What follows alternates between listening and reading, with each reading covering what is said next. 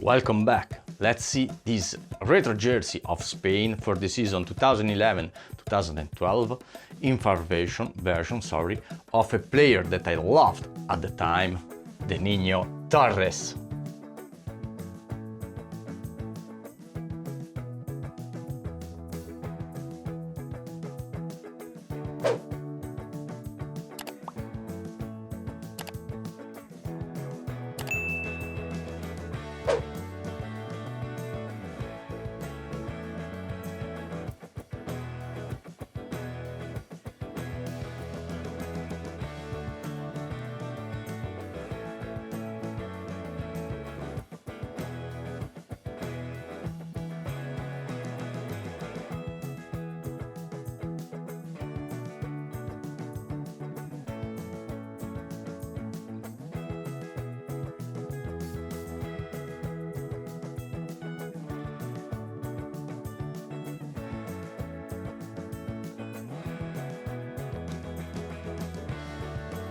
I like this jersey, but honestly, this is not one of my favorites. In my ranking, this is just a 3 stars.